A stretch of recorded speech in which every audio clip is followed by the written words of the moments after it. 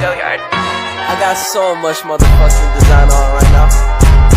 Break it down, bring it back, make it clap. I got 3 old thoughts, new block, where that thing. Bitches on my line, and you know they come straight. Hold up, what it not, 45, scope it cash like whoa. High fucking with these hoes up. Alkaloid yaitu kelompok senyawa metabolit sekunder yang banyak ditemukan pada tanaman yang mempunyai sifat alkali. Struktur alkaloid sangat beragam dan satu-satunya kesamaan antara senyawa alkaloid adalah kesamaan dalam hal sifat alkalinya. Oleh karena itu, beberapa senyawa alkaloid tersedia dalam bentuk garam alkaloid. Nah, teman-teman, umumnya alkaloid itu terasa pahit. Alkaloid jika sebagai basa tidak larut dalam air, tetapi jika sebagai garam larut dalam air. Larutan dalam asam klorida dengan reaksi Maillard akan membentuk endapan kuning, sedangkan sebagai reaksi Bucherdijk akan membentuk endapan coklat. Sifat-sifat alkaloid yang pertama, mempunyai ikatan nitrogen, dapat berupa amin primer, sekunder, atau tersier, baik alipatis, aromatis, atau heterosiklis. Yang kedua, dalam bentuk basa umumnya sukar larut dalam air, larut dalam pelarut organik. Yang ketiga, dengan asam-asam umumnya dapat bereaksi membentuk garam yang larut dalam air. Selanjutnya, penggolongan alkaloida yang sangat sukar dilakukan umumnya dibedakan atas 2. Yang pertama, alkaloid alam, yang kedua, alkaloid sintesis atau semi-sintesis.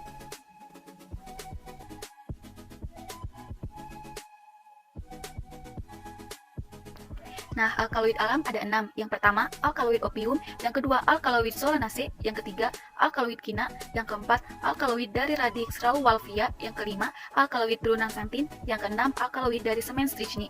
Nah, untuk contohnya bisa dilihat ya teman-teman. Untuk alkaloid sintesis atau semi-sintesis ada 5. Yang pertama, turunan virajolon, yang kedua, turunan aminobenzoat, yang ketiga, turunan akridin, yang keempat, senyawa amin alipatis dengan inti aromatis, dan yang kelima, turunan pirajolidin bion. Nah, selanjutnya alkaloid berdasarkan struktur kimia, yaitu ada 7. Yang pertama, turunan piridin, yang kedua, turunan tropan, yang ketiga, turunan kinolin, yang keempat, turunan isokinolin, yang kelima, turunan santin, yang keenam, turunan fenantrena, yang ketujuh, turunan virajolon. Nah, untuk pembahasannya, yang pertama, turunan piridin yaitu mempunyai 1 cincin karbon dan mengandung 1 atom nitrogen, contohnya nikotin dan nikotinamid. Yang kedua, turunan tropan yaitu mengandung 1 atom nitrogen dengan gugus metilnya NCH3, contohnya skopolamin, atropin, dan hiosiamin. Yang ketiga, turunan kinolin yaitu mempunyai 2 cincin karbon dengan 1 atom nitrogen, contohnya kinin dan klorokin.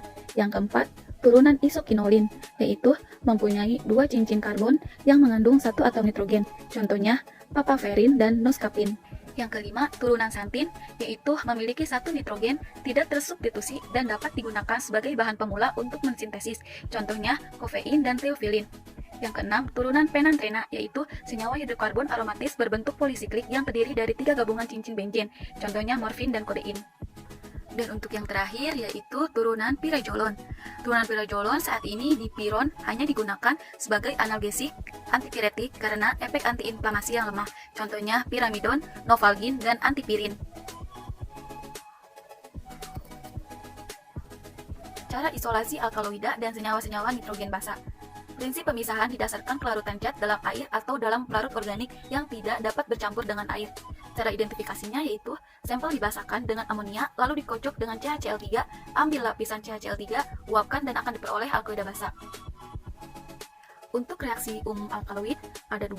Yang pertama, reaksi pengendapan, dan yang kedua, reaksi warna.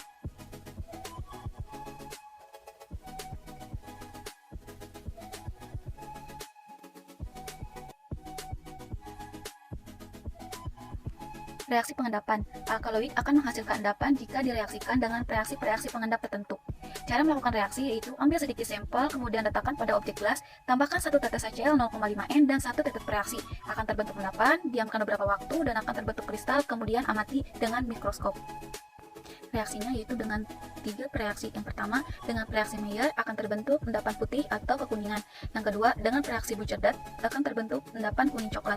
Sedangkan dengan reaksi Degendorf akan terbentuk endapan merah jingga sampai merah coklat.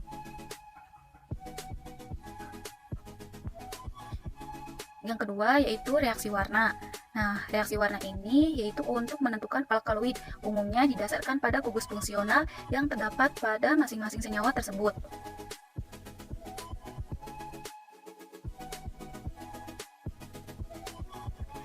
Selanjutnya, reaksi umum untuk alkaloid opium yang mempunyai inti penantrena. Yang pertama, reaksi terhadap gugus fenol yaitu dengan dua reaksi. Yang pertama, reaksi King atau reaksi warna hijau. Yang kedua, reaksi dengan FeCl3. Yang kedua, reaksi terhadap ring aromatis atau senyawa nitrogen yaitu reaksi Marquis. Reaksi Prode. Untuk reaksinya, larutkan 0,5 gram amonium molybdate dalam 1,5 ml air, kemudian tambahkan H2SO4 pekat sampai 100 ml. Untuk cara identifikasinya yaitu ada dua cara. Pertama, pada plat tetes letakkan sedikit sampel padat, tambahkan sel tetes reaksi dan akan terbentuk warna. Reaksi Mandelin. Untuk reaksinya yaitu larutkan 0,5 gram amonium panadat dalam 1,5 ml air, tambahkan H2SO4 pekat sampai 100 ml. Cara identifikasinya juga mempunyai dua cara. Yang pertama, pada plat tetes letakkan sedikit sampel padat, kemudian tambahkan 1 tetes reaksi dan akan terbentuk warna. Kemudian yang mempunyai inti isoquinolin. Pertama, reaksi terhadap ring aromatis atau senyawa nitrogen. Contoh reaksinya yaitu reaksi Marquis. Yang kedua, reaksi Prode dan reaksi Mandelin yaitu asam sulfat P dan asam nitrat P.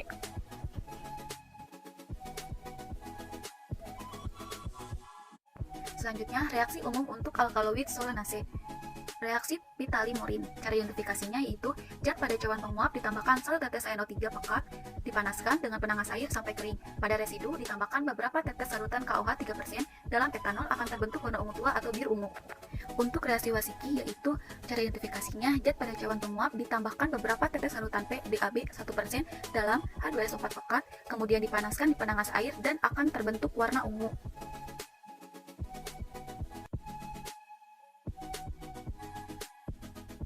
Reaksi umum untuk alkaloid kina. Yang pertama, reaksi Talequin. Cara identifikasinya yaitu masukkan 1 tetes larutan zat pada tabung reaksi, selanjutnya ditambahkan beberapa tetes aquabrom sampai berwarna kuning muda, kemudian tambahkan beberapa tetes NaH4OH pekat sampai terbentuk warna hijau. Reaksi eritosin. Cara identifikasinya yaitu larutan zat dalam tabung reaksi ditambahkan beberapa tetes aquabrom sampai berwarna kuning, lalu tambahkan kembali beberapa tetes larutan K4FHN6 dan NH4OH, kocok dengan CHCl3, kemudian lapisan CHCl3 akan berwarna merah. Reaksi umum untuk alkaloid turunan piridin. Yang pertama, tes pendahuluan, yaitu tes organoleptis meliputi rasa umumnya pahit. Yang kedua, kelarutan dalam bentuk garam larut dalam air, pH larutan netral atau asam lemah. Yang ketiga, tes nyala Blaistin. Yang keempat, tes nyala NiCr. Dan kelima, sublimasi. Reaksi golongan. Reaksi Ajo yaitu untuk alkaloid yang mengandung gugus hidroksi. Reaksi dengan PDAB-HCl yaitu untuk alkaloid yang mengandung gugus amin primer. Reaksi dengan FeCl3 dan aquabrom itu untuk zat yang mengandung gugus fenol. Reaksi Marquis, Prode, dan Mandelin yaitu untuk alkaloid yang mengandung ring aromatis. Reaksi dengan AgNO3. Contoh obat golongan alkaloid salah satunya yaitu kodein.